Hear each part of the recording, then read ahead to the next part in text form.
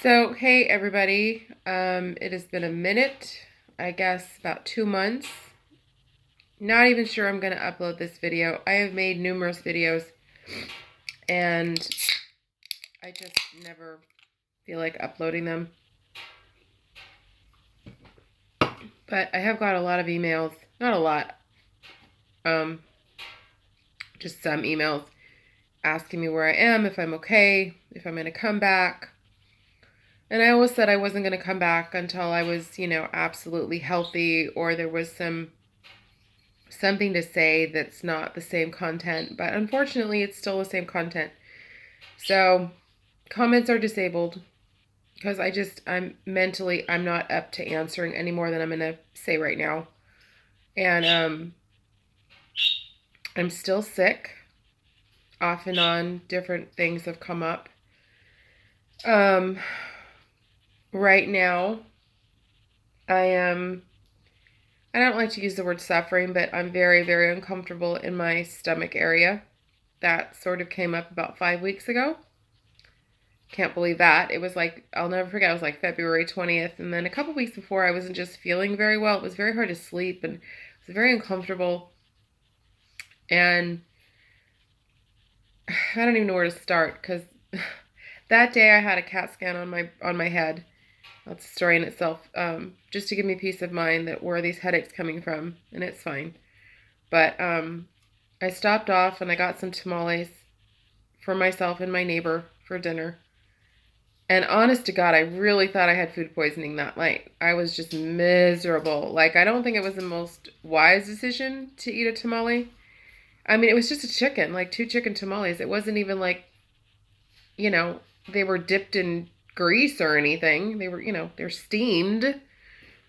Um, but ever since then, I've been miserable, completely miserable. And I don't know if it's my body just reaching a point. I'm 7 months, almost 8 months out, which is weird to say from having my gallbladder out. I got it out September 26th.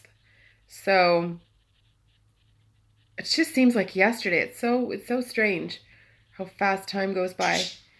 So I guess I was one of the fortunate ones that really didn't have an issue with food from the beginning, except really I'm coming to find out more and more raw vegetables are not my friend.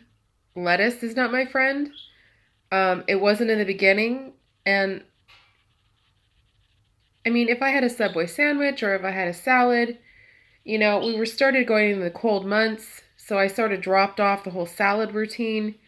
Um, and I've sort of hopped back on it, which has not done my body any good, especially raw vegetables. Oh my God. I had a salad the other day that I made, and you bought in the store I think it's the Ready Pack salads, and I added more vegetables. Oh my God. I added cucumbers, zucchini, pepper, tomatoes, like anything I could throw in there, I added to bulk it up. And boy, did I bulk it up. So I have an appointment with a gastroenterologist, the one that I saw last year when I was having the same pains, but he figured out it was my gallbladder. So I really, really love him. I really, really trust him. And in all honesty, and I don't even care anymore, like it's just, it is what it is. I have gained 12 pounds. 12 pounds in 6 months, which is shocking. Like it's shocking. I was so close, not so close, but closer than I've ever been in a very, very long time to my goal weight. And I just completely fucked it up. Sorry, my mouth doesn't change. Um, I'm a stress eater. I've always been a stress eater and made very, very poor choices. It's all on me. I blame nobody but myself. Um, so that was a big wake up call and a big slap in the face. Like, I cannot believe I did this to myself. So it may be my body reacting to the weight gain and the lack of gallbladder and the bad food choices, all in combination of, you know, having this pain again. And I feel incredibly bloated again, TMI. That's what really, really bothers me is all my loose fitting, like yoga pants. I'm not even talking jeans. Pajama bottoms feel incredibly tight. And these suckers are loose. Like there's loose, there's room, but I'm just so uncomfortable. So I'm going to go get that checked out. I also, and I'll spare you the why I did this story, but I went to a cardiologist. If you've been with me for a while, you know I went a couple years ago for an echo. No, I went to get checked out because there's a lot of heart disease and heart problems on my dad's side of the family. And I've said it before and I'll say it again, I'm not 25.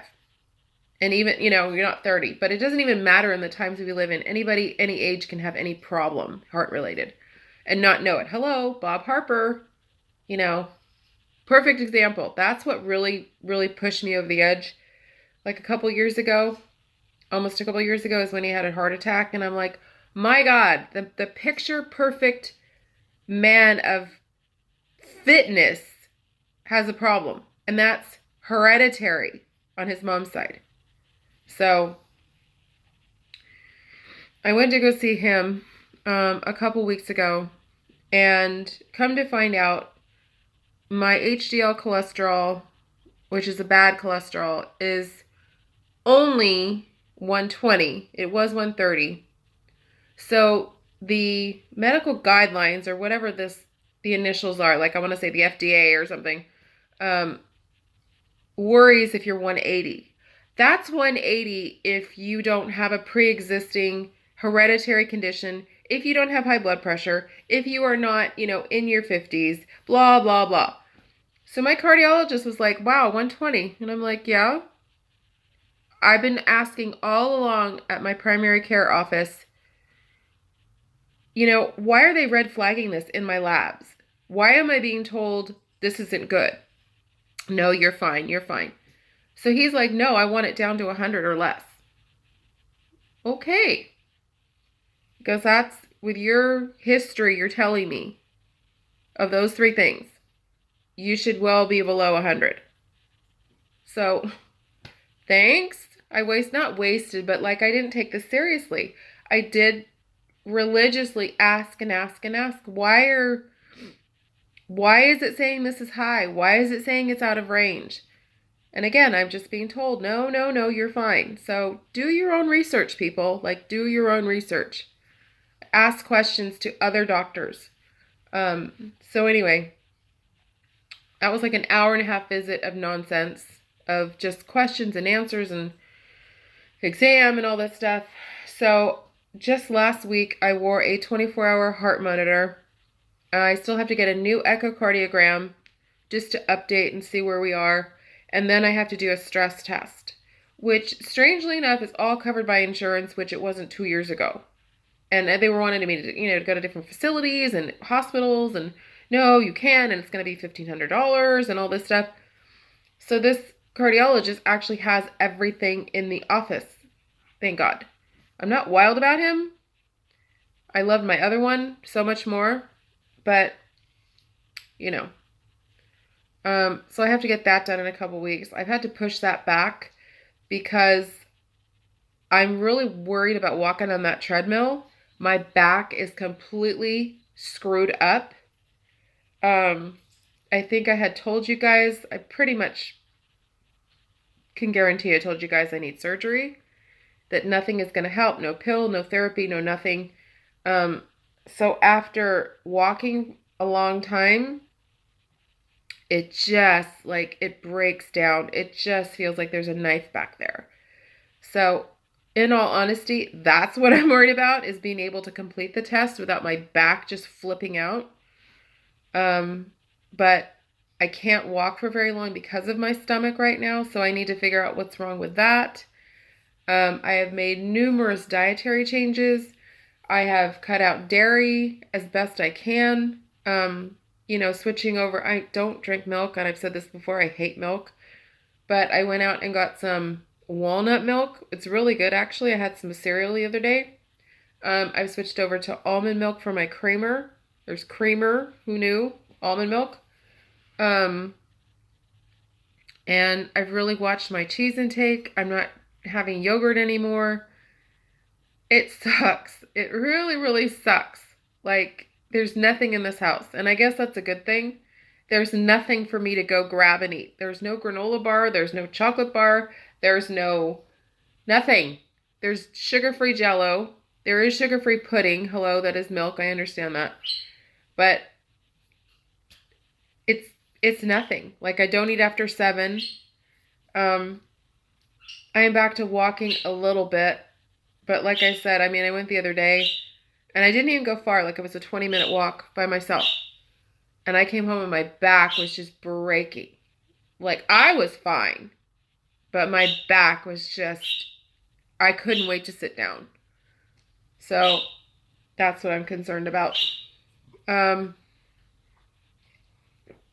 so that's basically what's going on with me. The girls, true to form, true to form, true to form. Took in Lexi, I want to say about a month ago now, to have her ear looked at and her skin tag that was disgusting on her foot looked at. So I knew the doctor was going to say the skin tag needed to be removed. It was disgusting. It was probably like this big and like this long. So it was considerable, like a half a pinky, just flopping around on her heel. So she had that taken off. And then it was dental month, and I knew she had bad teeth. They were getting bad. What I didn't know is how bad they were. She had 11 extractions. And I'm like, oh my God, how many teeth do dogs have? Like, are they 32 like us? They have 44. So, I mean, it's considerable. But she never showed any problems. She ate, she drank, she played. Look at Lexi and look at Casey. They're very high tolerant of pain. Kamiley and I were big pussies. Sorry. Maybe wrong choice of word. I mean, I have a high tolerance of pain, but I mean, like, if I'm not feeling good, I just want to take to the couch, take to the bed, lay down, just like Kamiley. These two will just keep going and going and going. So her surgery went well. It was successful. She's fine. Took her a couple days to recover. Now, Kamiley's eyes are still screwed up. However, we did go to the vet yesterday, the eye vet, and she is improving. Instead of 4 medications, we're down to 2, and we're being seen in again in 4 months. That is, of course, contingent on if she still is. God, I look terrible. If she still is well. So, Friday, actually Thursday, she was kind of shaking her head. And I'm like, oh my God, here it goes. Here it goes. I know exactly what's going to happen. Friday morning, lift up that little ear flap, and it's just infected. It's red, it's waxy, it's yellow gunk coming out. I'm like, here we go again. Back to the vet. So she got her ears cleaned out. She had infections in both. The left is the worst. With Lexi, they packed her ears with medication. I don't know why they didn't do it with Kamiley. I was just, speaking of, I got to put drops in her ears. I almost forgot. So they sent me home with drops, and I get her home, and they had to sedate her, which I'm not wild about, but it was a very light sedation. It was kind of like a Valium or like conscious sedation. And she slept it off, and she sort of started to perk up and wake up about 8 or 9 when I'm already like, I'm in bed. Let's all just go to sleep. But she was very, very unsettled, just uncomfortable, and I couldn't figure out what the problem was. Her stomach was growling a little bit. I didn't know she was having ear pain, but now she's got a stomach bug or a stomach problem. She was much better yesterday. She ate, she played, she went for a walk. She's, had water. We went to a vet. She was a nut at the vet, screaming and yelling, which made my heart, happy that she wasn't docile or not herself, because she was herself. And I even asked the veterinarian, hook me up, do me a solid, and feel her belly. And he's like, she's fine. She's just, I felt her kidney, her liver, her intestines. He did say, keep in mind, I'm an eye doctor. I'm thinking to myself, yeah, but you had to go to veterinary school. And I'm sure just like a doctor, you had to do rotations and then you settle upon your specialty. You just don't go, oh, I'm going to be an eye doctor and we're going to screw everything else. You have to know the animal's anatomy, essentially, to go into your specialty. So I trusted him immensely, and he put me at peace of mind. She had a relatively good night. However, I heard the gurgling all night long. Then I wake up, and she's very smart, and she's very like in tune with her body, just like I sort of am. And she runs to the pee-pee pad because I thought she was going to throw up. But she never ended up throwing up. So I gave her pills this morning, her tummy pill and her Pepcid. Knock on wood, she's held them down. She's had water. She's resting comfortably, but she is uncomfortable. Like, she's just uncomfortable. So I actually had plans today to go to lunch with my friend, but I had to cancel. They're way more important than any stupid lunch. And in all reality, and I didn't say this to my friend, I really don't feel like eating. That's also a part of this as well, is I'm nauseated off and on. I'm trying to figure out what to eat. So we were going to go to this really nice place called Tenderly Greens or Tender Greens, something like that. It's really healthy, really flavorful place. But you know what? I'm tired of running around. I don't want to leave her. I just don't feel good. And we'll do it another time. So I'm just going to be here hanging out with her today. So that's basically it, guys. There's nothing really going on, but I would appreciate everybody's continued prayers, and I'm sure there are people out there that are still praying for me, and I really appreciate it. I swear every Sunday rolls around and I want to find myself in church, and I just can't manage to get there. And it's not 10 minutes from my house walking. One day I'll get there. It's just right now, I don't feel good. She doesn't feel good, and I guess God understands. So take care, everybody, and I'm not even going to watch this back. I'm just going to upload, disable comments, and I'll be back when I'm back. Fully or partially or, here and there I'll pop in. But right now I've just got a lot of stuff going on. I was busy every single day last week. Every single day I had somewhere to go. Also, acupuncture is going well. It's really, I don't know. Maybe I just got out of the honeymoon phase. So I'm still going, but it's not as great as it was. But anyways, I will see you when I see you. And thank you again for subscribing and for watching and for caring especially. So bye.